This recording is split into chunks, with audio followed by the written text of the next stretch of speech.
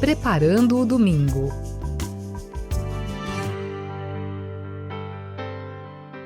Alô, você que participa conosco da festa do Pentecoste. Eu sou Carlos André e esse é o programa Preparando o Domingo. Vamos meditar, refletir os textos da liturgia dessa grande festa da igreja. O Espírito Santo, que foi enviado por Deus, a enviou também ao mundo inteiro para pregar, anunciar que Cristo ressuscitado é a nossa esperança, esperança de vida, de paz, de amor, de comunhão fraterna. Tudo isso está embutido nesta grande festa do Pentecostes. Eu convido a você agora a participar conosco nesta oração, neste tempo de meditação, nesta reflexão das leituras deste domingo de festa.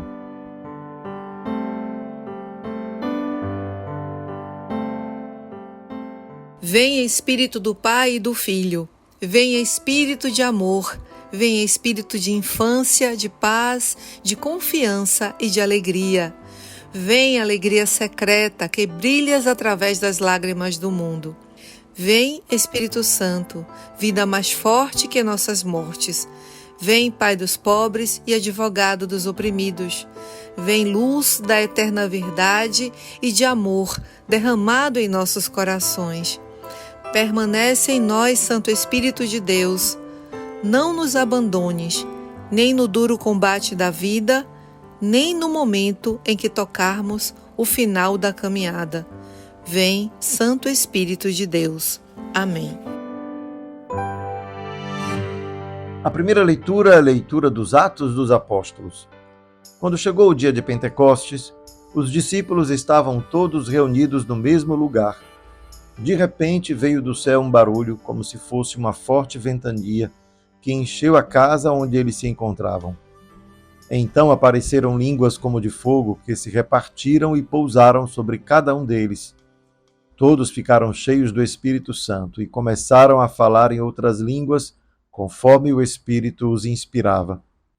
Moravam em Jerusalém judeus devotos de todas as nações do mundo.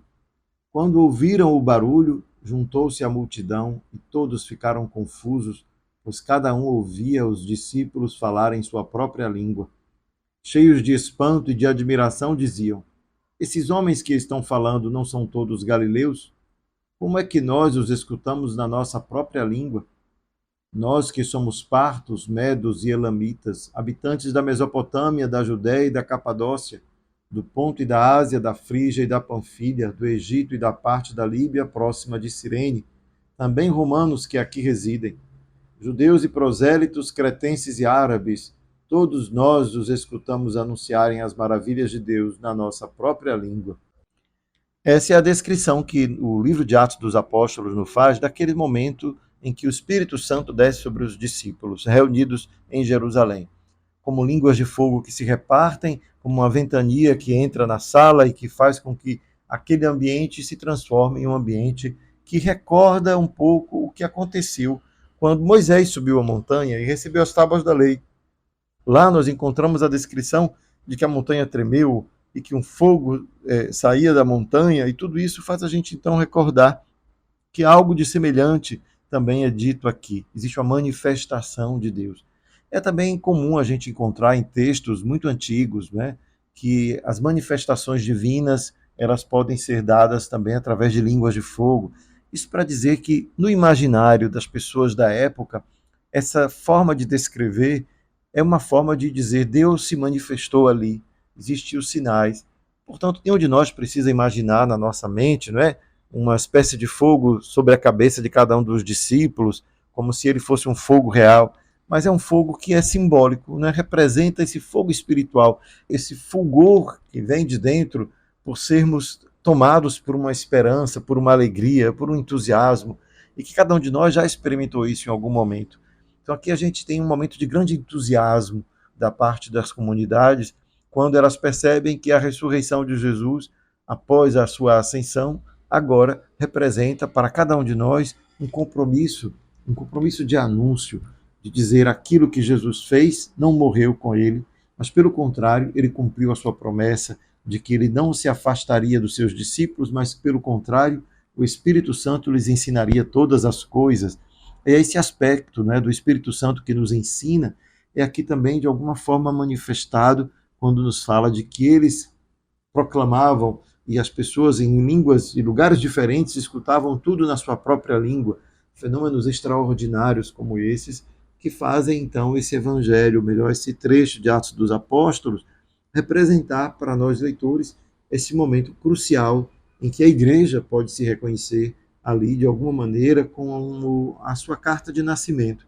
É lógico que a gente pode imaginar a igreja nascendo em outros momentos, né, da história da vida de Jesus mesmo, mas esse é um momento crucial, porque Jesus já não está mais, mas está o seu Espírito, e é neste Espírito, portanto, que os discípulos passam a anunciar.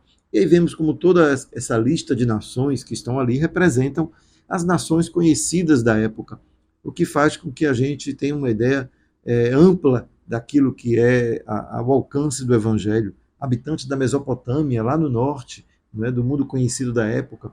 E tudo isso faz a gente entrar em um clima em que Lucas está condensando neste trecho do seu texto de Atos algo que é, na verdade, uma idealização de Lucas.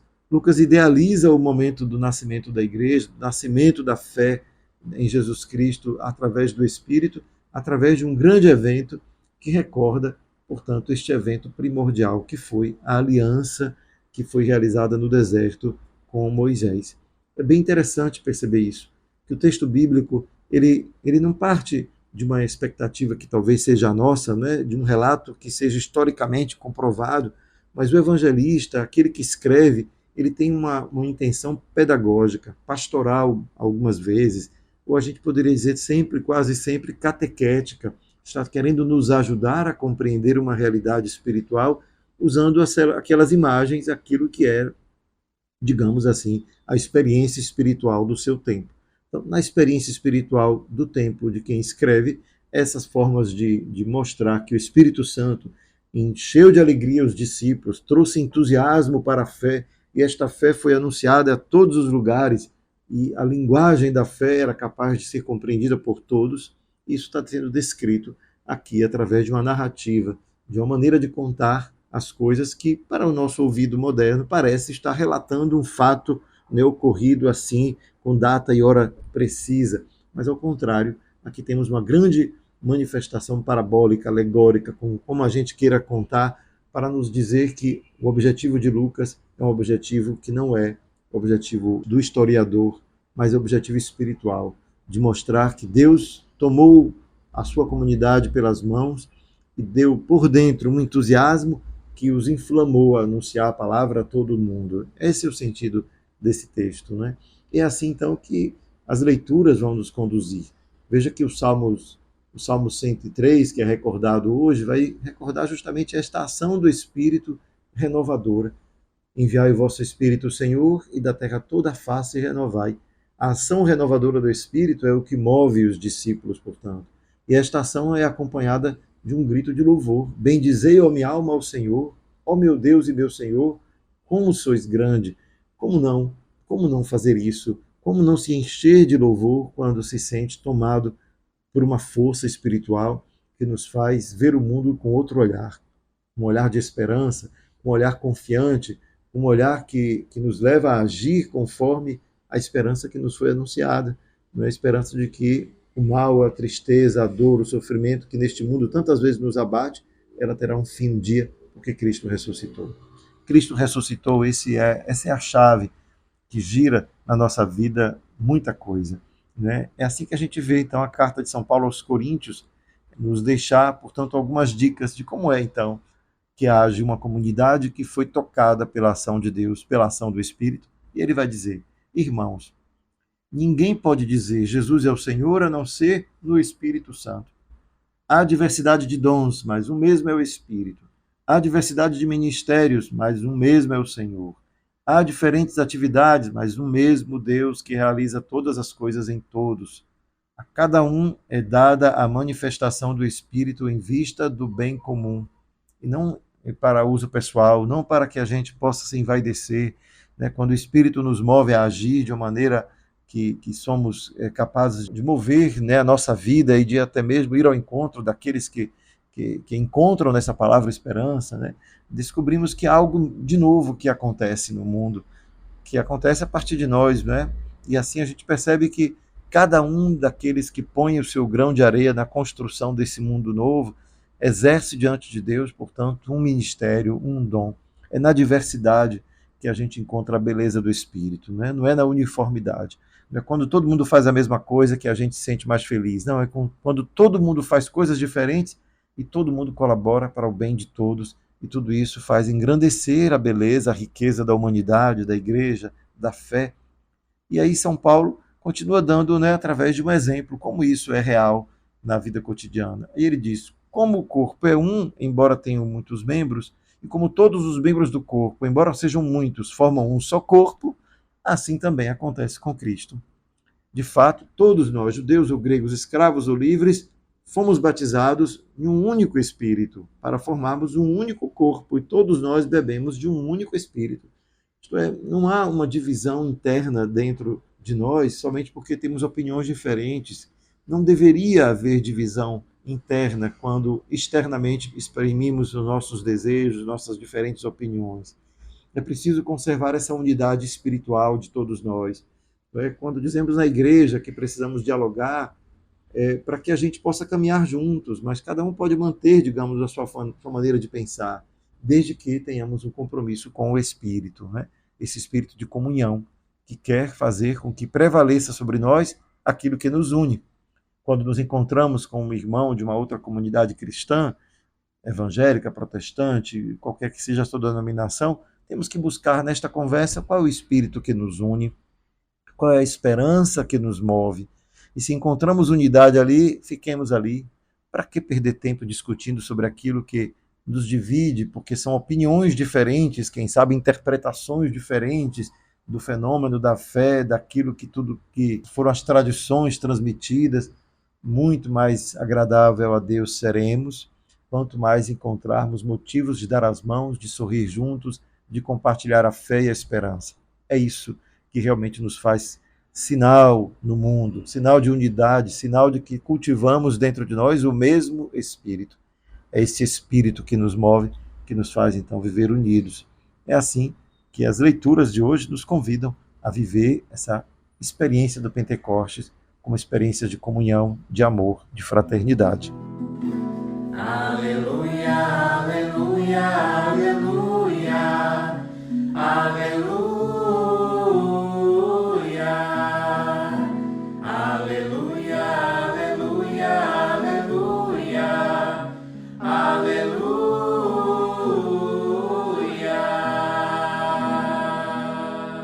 Evangelho de Jesus Cristo segundo João.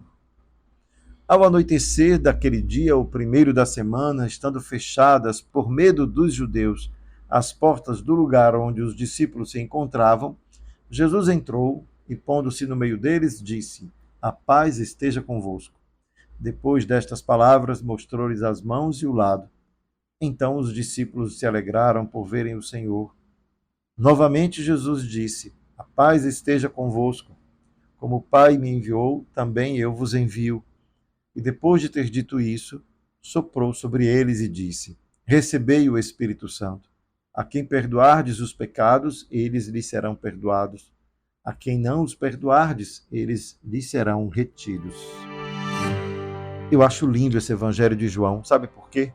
Porque a gente muitas vezes espera que o Espírito Santo, quando se manifeste sempre de modo extraordinário, como foi ali a descrição, não é, de Atos dos Apóstolos, do Pentecostes. Porque João, quando fala que Jesus soprou sobre eles o Espírito, não fala que apareceu línguas de fogo, que o lugar tremeu, mas fala de algo muito mais difícil de se fazer: perdoar. Perdoar os pecados. A quem perdoardes os pecados lhes serão perdoados. Existe, então, portanto, uma consequência de reconciliação, de renovação. A consequência imediata da acolhida do Espírito Santo em nossa vida não é gesto extraordinário de profecia, de línguas, de ciência, de tudo aquilo que pode, digamos assim, em uma certa tradição espiritual, parecer ser a primeira manifestação do Espírito. Aqui São João nos diz não, a primeira manifestação do Espírito é o perdão, é a reconciliação. Essa palavra dita-se devagar, reconciliação, porque ela precisa cair no nosso coração como algo fundamental para a nossa convivência, reconciliar-se consigo mesmo, com o outro, com a natureza e certamente, por fim, com Deus. E reconciliar-se significa encontrar um novo caminho de conciliação. Quando a gente diz, vou me conciliar com alguém, significa que eu estou encontrando com ele um ponto em comum, algo que pode fazer a gente caminhar juntos, não é? É preciso criar caminhadas, né? Criar estradas em que a gente possa estar de mãos dadas buscando os mesmos ideais. É nesse sentido que a fé cristã não precisa temer dar as mãos àqueles que têm objetivos semelhantes aos nossos, embora não cultivem a mesma esperança. O que significa? Que eu posso dar as mãos a alguém que pode não ter fé em Deus, ter uma fé em Deus completamente diferente da minha, ou simplesmente ser alguém que tem até uma certa aversão a tudo aquilo que significa religião.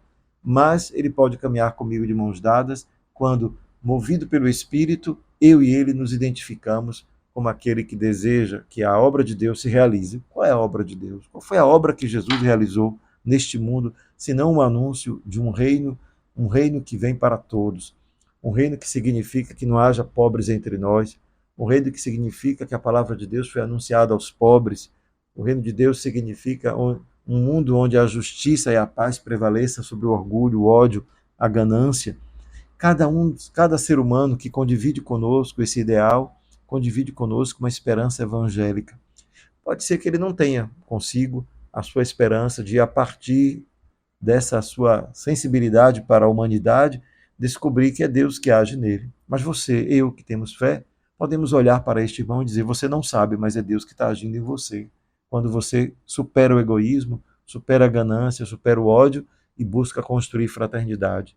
É Deus que está agindo. Você ignora, mas é Deus que está agindo. Na tua fé, na minha fé, nós sabemos quem é que age no coração de quem, sem saber, faz aquilo que Jesus quis que a gente fizesse. Tantas parábolas de Jesus instruem-nos sobre isso, né? De que Deus será mais capaz, portanto, de cobrar muito mais, né, de quem a muito foi dado do que aquele que recebeu pouco. Então pode ser que quem não compreende a fé recebeu pouco e por isso não compreende que está sendo movido pelo Espírito. E é assim que nós descobrimos que a graça do Pentecostes é a graça da comunhão, a graça da reconciliação.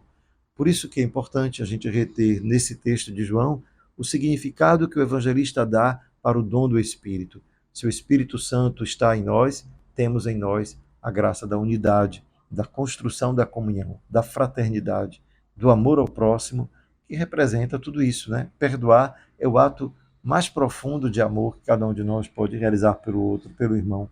É assim, então, que o Pentecostes nos convida a ir ao centro, à raiz, àquilo que é o mais profundo no anúncio que nós podemos fazer de Jesus. Quando Jesus nos dá o seu evangelho para anunciar, a gente descobre que o seu anúncio fundamental é a reconciliação universal de todos com Deus e uns com os outros. Passamos então o nosso Pentecostes, um Pentecostes de reconciliação consigo, com Deus, com o mundo.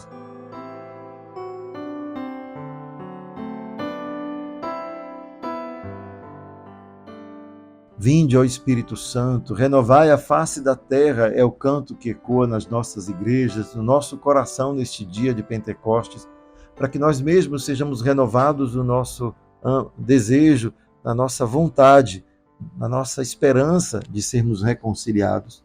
Ajuda-nos, Senhor, a sermos agentes de reconciliação no mundo e reconcilia-nos contigo pela força do Espírito. Abençoa-nos hoje e sempre, Pai, Filho e Espírito Santo. Amém.